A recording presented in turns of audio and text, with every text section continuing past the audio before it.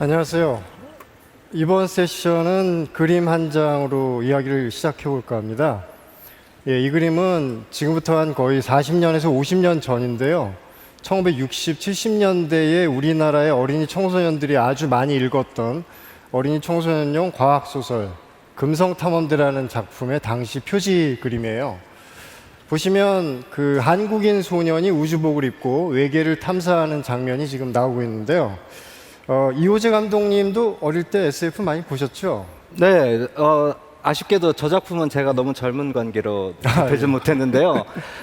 그런데 어릴 적에 이제 소년 시절에 이제 공상과학 영화, 공상과학 소설, 공상과학 만화 많이들 접했었죠. 네. 예.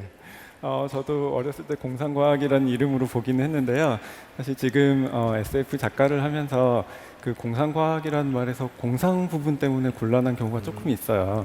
그래서 저희는 그냥 과학소설 아니면 그냥 SF로 쓰시라고 권해드리는데 그게 상상이 분명히 중요한데 저희가 생각하는 상상은 공상보다는 약간 좀 과학적 상상 쪽에 가깝다고 생각해서 그렇게 권해드리고 있습니다.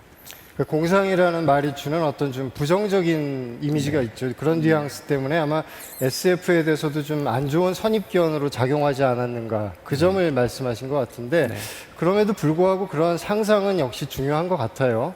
아무래도 공상이라고 하면은 느껴지는 게 쓸모없는 짓. 그렇죠. 엄마가 그거 하지 말고 공부해라라고 얘기를 하실 텐데 사실 그 공상이나 멍 때리는 그런 아무것도 안 하는 아무것도 하지 않는 시간들이 사실은 그게 무용한 게 아니라 새로운 무언가를 창조할 수 있는 기반이 된다는 생각도 사실 해요. 그렇죠. 네. 사실 저는 이제 어렸을 때 이 작품을 보고 자란 세대인데 제가 정말 21세기가 되면 우주복을 입고 우주 여행을 하는 게 가능해지지도 않을까 그런 상상을 실제로 하게 됐거든요.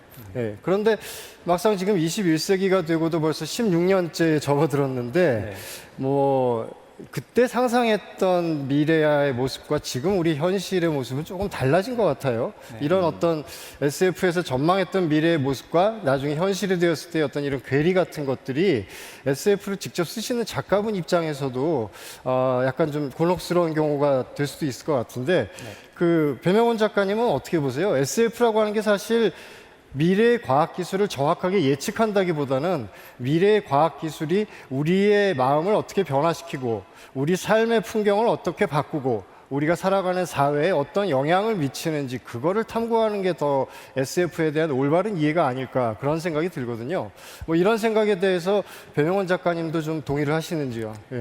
그렇죠. 그 SF를 예측을 하기 위해서 쓴다 그러면 굉장히 어려운 게 저희는 그냥 맞든 안 맞든 그냥 일단 예측을 하고 보거든요. 한 50개쯤 던져놓고 한 3개쯤 맞추면 막 잘했다고 그것만 자랑하곤 하는데 그 SF 작가들이 결정적으로 좀 많이 틀린 부분이 있어요.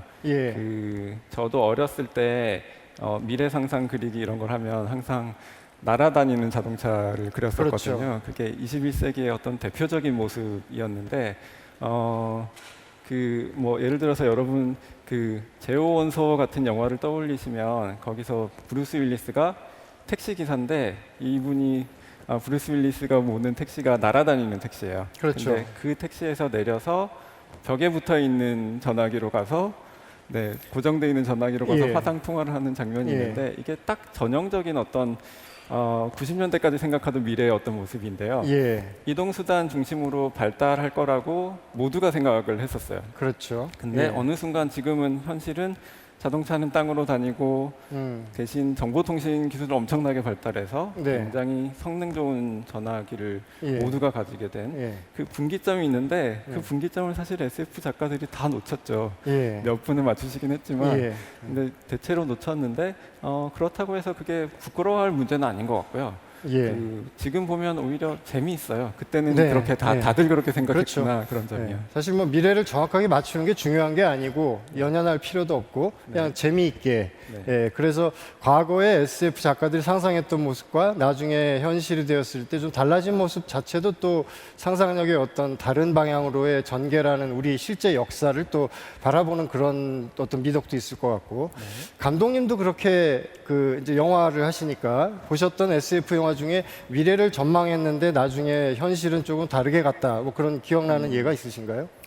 일단 그 떠오르는 영화가 그 SF 영화를 만들 때 정말 조심해야 되는 게 연도를 네. 박는 거거든요. 연도를 박는 거. 예. 예. 2001년 스페이스 오디세이라고 영화 아, 있죠. 예. 예. 1968년도에 나온 그 스탠리 큐브릭 감독 굉장히 그렇죠. 명장이시고 그다음에 영화 자체는 굉장히 명작인데 예. 자, 2016년 지금으로 보면은 15년 전의 일인데 영화를 보시면 달나라 가는 건 거의 여객선으로 남의 나라 가는 수준이고 이제 우주인들이 목성으로 이제 탐험을 떠납니다. 이 모든 일이 2001년에 하나도 벌어진 거는 없죠. 그렇죠. 그렇다라고 해서 이 영화가 잘못된 영화라고 아무도 얘기하지 않거든요. 그렇죠. 그 안에 담아있는 철학과 예. 그 당시에 바라봤던 우주 그리고 예. 인간에 대한 예. 생각들이 담겨 있기 때문에 예. 예. 과연 SF 영화가 예언서이냐라는 예. 질문에는 저도 동의가 좀 잘 안 돼요. 예, 예. 예. 그 2001년 우주의 오디세이 영화 얘기를 잘 하신 것 같아요. 왜냐하면 저는 이제 오늘 이 세션 전에 감독님이 연출하신 로봇 소리 영화를 미리 봤는데 그 영화가 그 인간과 인공지능이 서로 소통하는 얘기잖아요. 근데 지금 말씀하신 그 2001년 우주의 오디세이에는 물론 우주여행은 들어맞지 않았지만 또 다른 면으로는 또 지금 굉장히 참고가 될 만한 또 상황이 나오지 않습니까? 예. 그 안에 보면 이제 인공지능 할 9000이라는 인공지능이 그렇죠. 나오는데요. 예. 그 인공지능은 우주 비행사들이 우주 여행을 좀 더 손쉽게 하기 위해서 보조하는 임무인데 그렇죠. 얘 임무는 뭐냐면 우주 비행사들에게 절대적으로 정직해야 된다는 미션이 있어요. 그런데 이번에 목성 탐사에서는 또 하나의 미션이 있었는데 그건 뭐냐면 목성 탐사의 실제 원래 이유를 우주 비행사들에게 말하지 말라라는 임무를 또 부여받게 돼요. 정직해야 된다와 그 다음에 실제 미션을 말하지 말라는 두 개의 논리가 상충이 되면서 인공지능 가장 논리적인 결론을 내리게 돼요. 그게 뭐냐면 우주 비행사들을 죽여버리면 되겠구나. 네. 그래서 우주 비행사들을 다 예. 몰살하려고 하는 얘기가 벌어지는데 예. 과연 이 논리적이고 수리적인 판단이 모든 것에 우선하고 가장 정확한 결론이냐는 생각해 볼 필요가 있다. 네. 이거를 1968년도에 예. 말씀을 하셨던 거죠. 그렇죠. 1968년이면 벌써 지금으로부터 거의 이제 50년 가까이 된 과거인데 그때 이미 인간과 인간 사이의 소통이 아니라 이번 SDF의 주제인 어떤 발전하는 과학 기술이 우리 인간과 인간 사이의 소통에 개입하게 된 상황. 21세기 과학 기술이 발달하면서 기계가 인간 사이의 소통에 개입하고 어떤 새로운 소통의 양상을 보여주게 됐다라는 게 SF에서는 일찌감치 전망을 한 셈이죠. 그 부분은. 예. 저는 그 새롭게 기계가 인간 사이의 소통에 개입을 하고 혁신을 가져온 가장 대표적인 예가 바로 SNS가 아닐까라는 생각이 들어요. 그 SNS가 등장함으로 해서 인간들 사이의 소통에 어떤 전혀 새로운 지금 판이 벌어졌다고 할까? 이런 게 가능해졌잖아요. 그 감독님도 혹시 SNS 하시나요? 솔직히 말씀드려 지금은 좀 뜸한데요. 아, 그 몇 년 전에 그 트위터라는 게 처음에 네. 이제 소개가 됐을 때 일단 가입은 했어요. 예. 가입을 하고 이제 쓰려고 하다 보니까 저 팔로워도 없고 팔로잉도 둘 다 0인 상태잖아요. 네. 예, 뭘 해야 될지 모르겠더라고요. 일단 예. 포스팅을 하고 딱 올렸는데 꼭 허공에다가 돌을 던진 것 같은 느낌?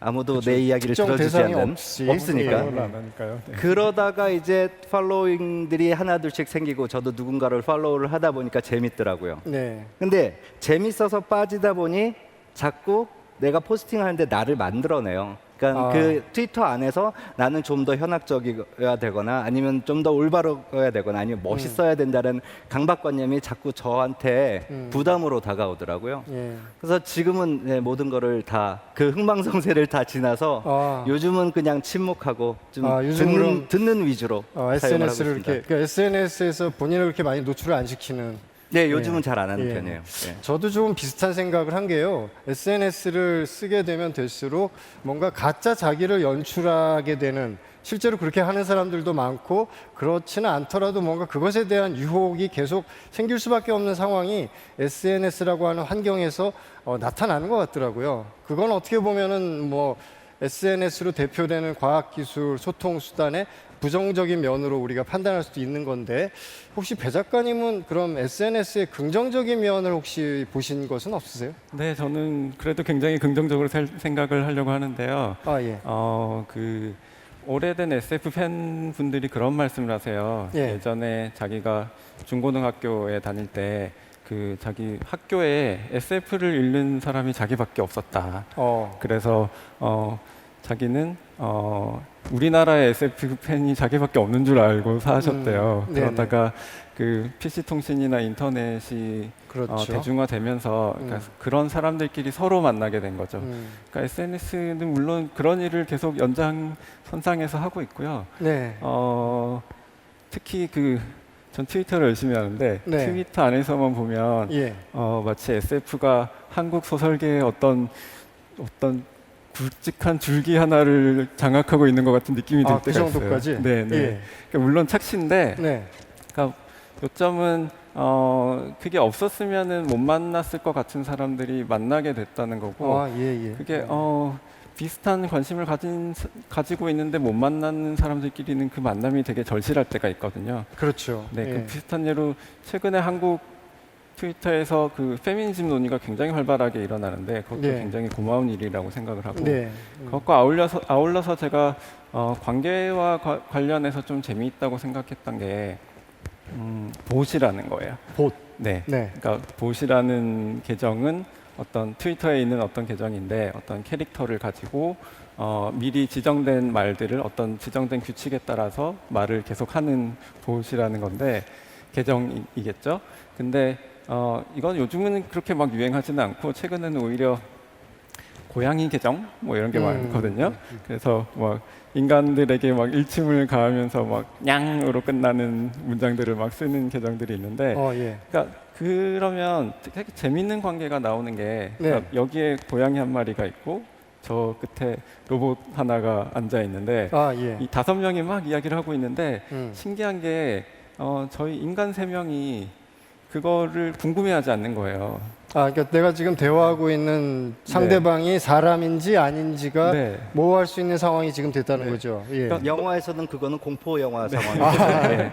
예. 근데 저는 묻지 않고 어떤 존재든 그냥 대화를 자연스럽게 하기 시작하는 모습이 SF적이기도 하고 긍정적으로 보이더라고요. 그게 사실은 SF가 아니라 이미 우리의 현실이 된 셈이죠. 네. 예. 그 배 작가님이 지금 좀 우리가 주목할 만한 포인트를 하나 말씀을 해주신 것 같아요. 그러니까 인간과 인간 사이의 소통으로만 이루어졌던 인류 역사가 21세기 들어서는 인간과 기계, 그러니까 정확히 말하자면 인공지능이죠. 인간과 인공지능 사이의 소통에 대해서도 관심을 갖고 주목하고 중요한 비중을 차지하기 시작했다, 이런 말씀으로 이해가 됩니다. 그래서 사실 이번에 이호재 감독님이 만드신 영화도 인간과 AI 사이의 소통을 다룬 그런 작품으로 저는 봤는데 그 관련해서 준비된 영상이 있는데 한번 그걸 보고 나서 한번 감독님 말씀을 또 한번 들어보도록 할까요? 예.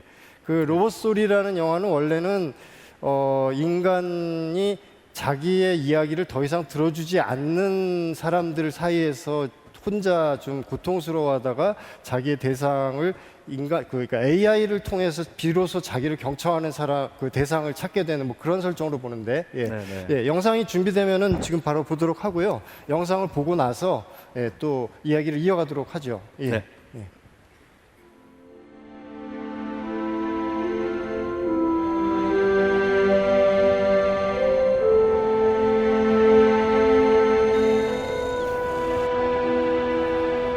김혜관에게 전달할 메시지가 있습니다. 한 개의 새로운 메시지가 있습니다. 2003년 2월 18일. 아빠 왜 전화 안 받아? 아직도 안 왔어? 미안해 아빠.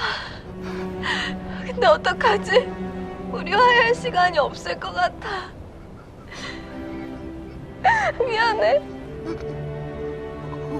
나 아빠 안 미워해. 알지? 아빠 사랑해.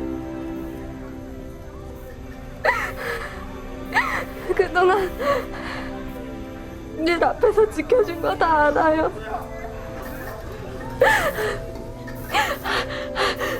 나 혼자서도 잘할 수 있는 거 보여주고 싶었는데.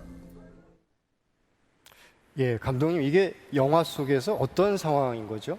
네, 이 영화는 사실 그 2003년도에 네. 그 대구 지하철 화재 사건을 모티브로 예. 한 영화인데요. 네. 그때 당시에 그 굉장히 참혹하고 비극적인 사건이었는데 뭔가 좀 저한테 그 슬픔만큼이나 다가왔던 건 뭐냐면 그 미국의 그 9.11 사태도 그랬고 네. 그러니까 마지막 순간을 맞이한 희생자들이 예. 자기가 소중하게 생각하는 사람들에게 메시지를 남길 수 있는 기술이 있던 시절이에요. 그 전에 비해선. 그렇죠. 그래서 예, 예. 다들 이렇게 뭐 전화를 하든 문자를 통해서 마지막 작별을 고하고는 했는데 이 영화는 그 마지막 메시지를 우연한 기회로 전달하지 못하다가 그 원래는 도청 위성인데 네. 로버트가 그 메시지를 대신 전달한다라는 이야기인데요. 예. 사실 뭐 SF 영화라는 그 장르의 탈을 쓰고 있지만 사실 소통에 관한 영화예요. 네. 그러니까 대한민국의 40대 완고한 아저씨와 네. 미국에서 만든 최첨단 로봇 전혀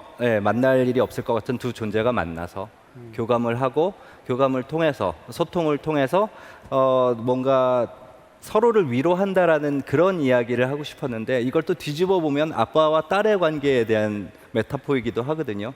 늘 옆에 같이 살면서 옆에 있는 것 같지만 조금 마음으로는 몇 광년 멀어진 것 같은 이 관계에 대해서 좀 로버트도 세상에 말을 귀 기울여 들어주는데 네. 사람과 사람은 왜 들어주지 못하느냐 그런 네. 생각들을 좀 담고 싶었었어요. 예, 예. 예. 그런 맥락에서는 저는 그 아까도 말씀드렸지만 인간과 인간들 사이의 어떤 소통이 과학기술이 발달하면서 한편으로는 또 서로 간에 이렇게 좀 소원해지고 고립화되어 가는 그런 면도 좀 있지 않나 싶어요. 그래서 이 영화에서도 보면 저는 굉장히 좀 가슴 아프게 다가왔던 게 실종된 딸을 찾아다니는 아빠의 이야기를 심지어 가족까지도 포함해서 누구도 귀 기울여 경청을 해주지 않는데 이 AI가 귀를 기울여주고 그리고 끝까지 이제 도움을 주려고 하고 여기서 묘사되는 인공지능은 뭔가 나름대로 자기 의지를 가진 이제 강한 인공지능으로 묘사가 되는 걸로 저는 봤는데 그런 점들이 사실은 미래의 과학기술 그 자체보다도 그러한 미래의 과학기술이 우리 인간들에게 어떤 모습으로 다가오고 어떤 영향을 줄 건지를 또 그러한 한 지점을 잘 포착한 영화라고 또 이해가 됐어요, 저는. 예. 네.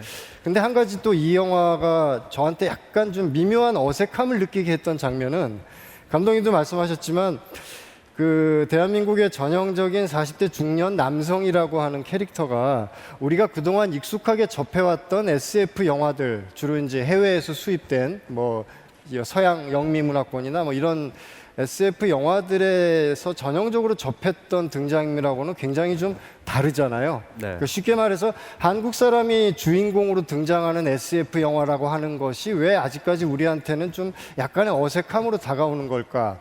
이거에 대해서 저는 더 깊이 들어가 보면 또 유의미한 어떤 그 성찰의 지점이 있을 거라고 생각을 하거든요.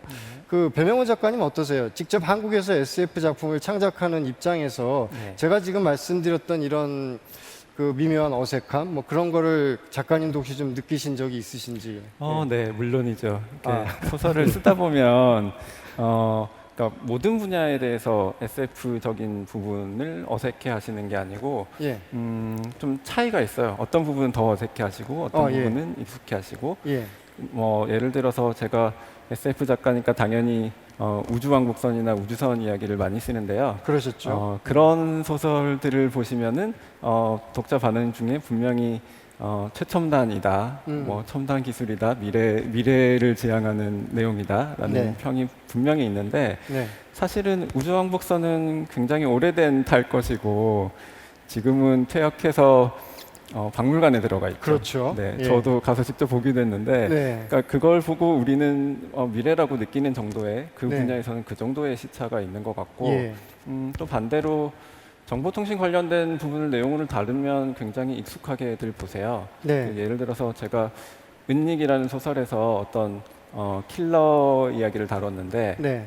잠복해 있는 킬러예요. 네. 근데 이 킬러도 현대인인지라 네. 그 뭐 카드를 쓰고 소비를 하고 할 거잖아요. 그렇죠. 그래서 이 사람이 TV 채널을 뭘 보는지, 어디서 무엇을 사는지, 뭐 어떤 인터넷 서비스에 가입했는지 이런 취향이나 어떤 정보들을 계속 남기고 다닐 텐데, 그거를 상대편 팀에 이거를 빅데이터를 분석하는 팀에서 네. 킬러의 취향이라는 걸 규명을 해버렸어요. 그래서 그래서 여기 계신 분들 정도 되는 규모의 소비 패턴이라고 해야 되나요? 그걸 전부 다 분석을 하면 이 중에 누군가는 킬러의 취향을 가지고 있다라는 게 발각이 되는 거죠. 그래서 이 사람이 발각이 되는 이야기를 썼는데, 그러니까 이 내용은 한국 독자들도 거의 SF라고 인식을 못할 정도로 굉장히 익숙하게 받아들이세요.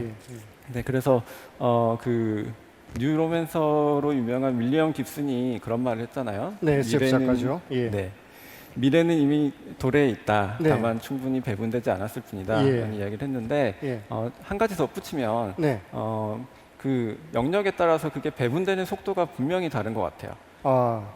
그래서 저는 지금 같은 미래가 다행이라고 생각을 하는데, 앞서 말했듯이 예전에 상상했던 21세기는 운송수단 중심이고 뭐 거대 장치 산업이라고 해야 될까요?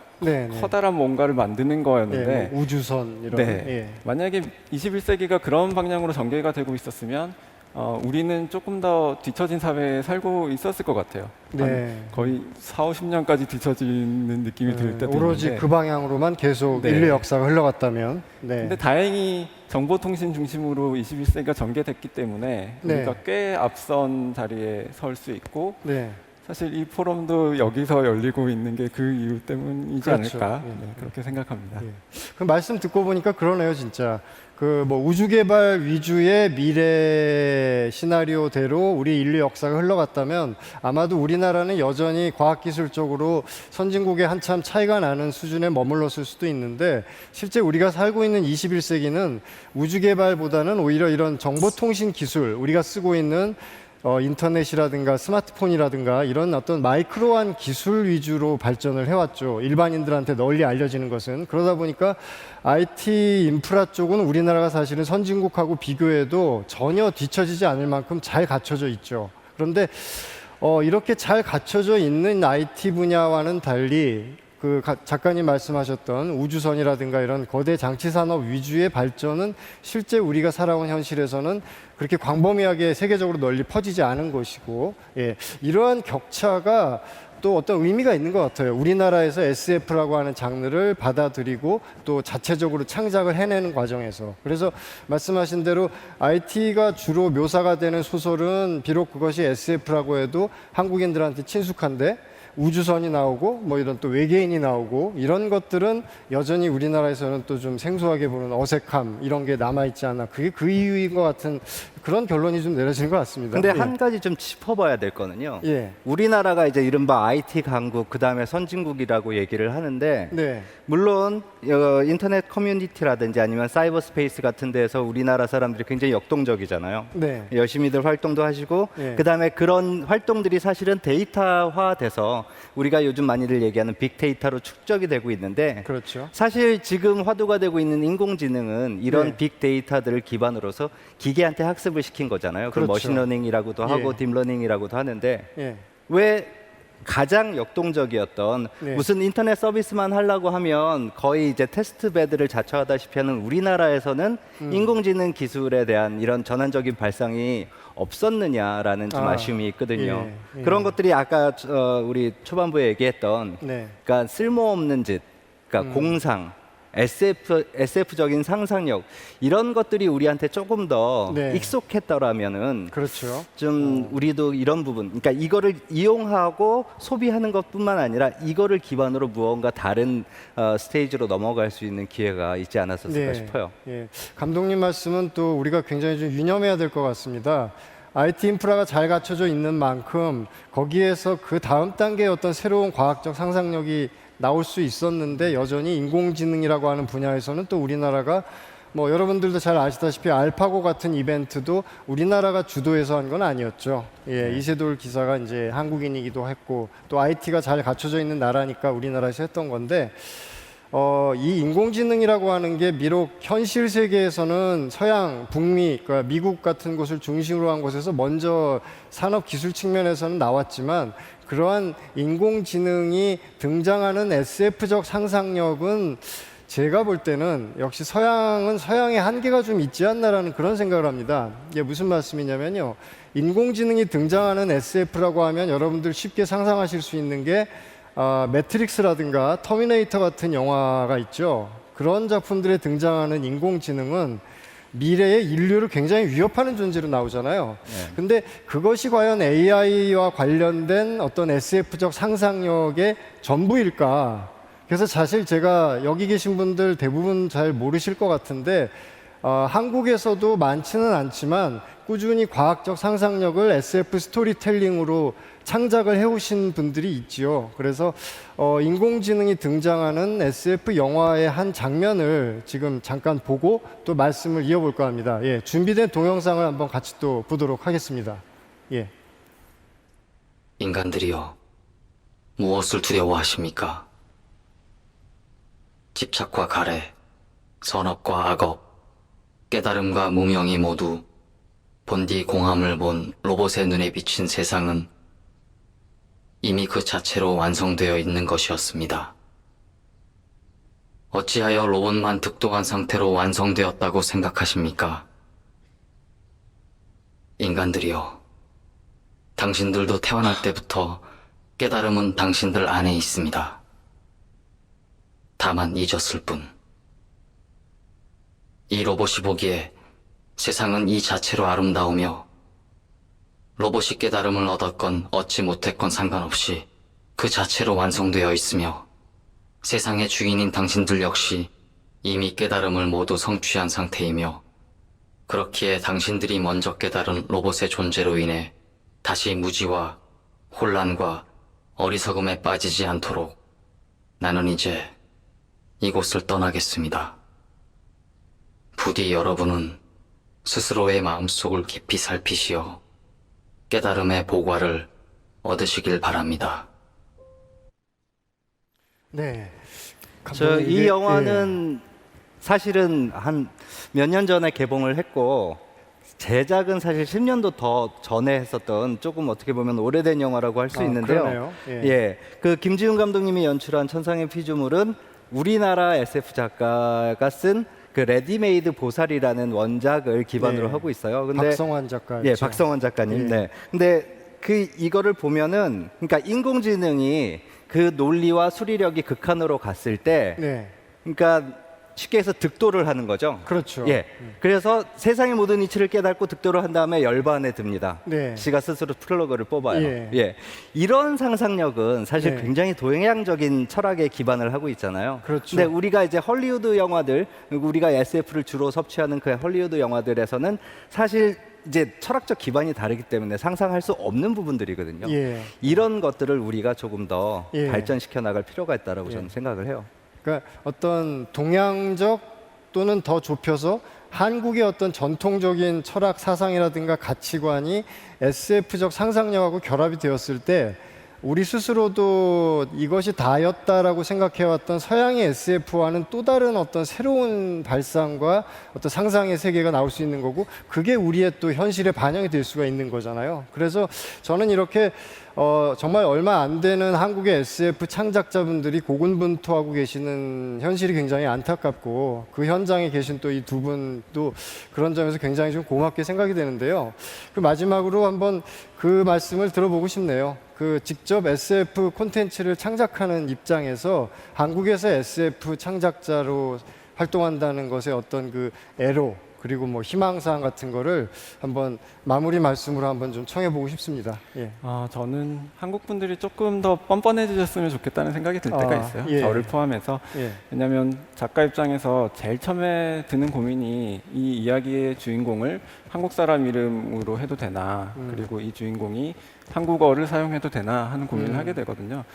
근데 사실 미국 사람은 안 할 것 같은 고민이에요. 그렇죠. 그러니까 예. 외계인들도 영어를 굉장히 잘하기 때문에 그러니까 우리는 은연중에 정말 중요한 일은 우리 삶의 공간에서 안 일어난다는 생각을 하게 되는 것 같아요. 예. 근데 그러지 말고 예. 정말 중요한 일 우리한테 일어날 수 있고 미래를 시작하는 변화의 첫걸음이 예. 우리 삶에서 바로 나올 수 있다는 생각을 했으면 좋겠고 아, 예. 그게 SF 창작자들이 계속 하고 있는 일이기도 합니다. 아, 예. 네. 예. 감독님도 어떻게 생각하세요? 저는 전적으로 지금 배 작가님 생각에 동의가 되는데 예. 저도 이 영화를 만들면서 기자님한테 이런 질문을 받았어요. 예. 왜 하필이면 위성이 대한민국에 떨어졌나요? 라는 질문을 받고 저는 대한민국에 안 떨어졌으면 한국에서 영화를 안 만들었겠죠라고 얘기를 했거든요. 예. 이건 인도에 떨어졌으면 인도 영화가 되는 거고 그 다음에 베트남에 떨어졌으면 베트남 영화가 되는 건데 이런 생각들 조금은 좀 변방적인 사고방식 우리 외국인들 만나면 너 Do you know 싸이서부터 해서 김치 먹어봤냐 이런 얘기들이 자꾸 나오는 게 세상의 중심 세력들에게 우리가 마치 인정받으려고 하는 자세가 아닌가라는 생각이 들거든요. 그렇죠. 스스로를 변방화시키는 거죠. 그런 게 사실은. 그게 아니라 미래는 우리가 바꿀 수도 있는 거고 세상의 중심은 대한민국이 될 수도 있는 이 뻔뻔한 상상력이라는 거 네. 하는 것이 예. 사실은 굉장히 중요한 부분이라고 봐요. 예. 예. 그 두 분이 공이 강조하신 그 뻔뻔함이라고 하는 말이 계속 저도 지금 기억에 남게 될 것 같은데, 예, 그게 중요한 것 같습니다. 뭐 처음에도 말씀을 드렸지만, 지금 이미지를 하나 또 보여드릴게요. 우리나라가 SF가 아직까지 많이 널리 퍼져 있지 않다고는 하지만, 한국에 SF가 도입된 역사가 사실은 100년이 훨씬 넘어갑니다. 여기 보시는 이미지도 과학소설 비행선이라고 해서 이게 1908년에 출판이 된 프랑스 작가 쥘 베른의 작품을 번안을 한 이제 우리나라에 나온 그때 당시의 작품이거든요. 그러니까 과학 소설이 한국에 소개된 역사가 그렇게 짧지 않음에도 불구하고 아직까지 과학적 상상력을 다루는 SF가 널리 퍼지지 않은 이유는 역시 사람들이 뭔가 SF로부터도 좀 실리를 추구하려고 하는 그런 조급함, 그리고 감독님이 말씀하신 SF는 그냥 서양 사람들이 하는 거라는 스스로를 변방화시키는 그런 마인드가 좀 극복이 돼야 될 것 같다는 생각이 들거든요. 그래서 SF를 계속 봐야만 되는 이유가 그걸 통해서 미래 예측을 하는 것도 물론 중요하겠지만 더 나아가서 가속 발달하는 과학기술 사회에 우리가 어떻게 현명하게 잘 대처할 것인가, 지금보다 더 나은 사회를 만들 것인가, 이것을 고민해내는데 굉장히 큰 도움이 될 거라는 생각이 듭니다. 예, 그래서 뭐 오늘은 SF를 창작하시는 분들과 함께 우리나라에도 SF가 좀 더 많이 널리 보급이 되었으면 좋겠다라는 말씀 다시 한번 당부를 드리면서 오늘 준비한 세션 이걸로 마치도록 하겠습니다. 감사합니다. 네.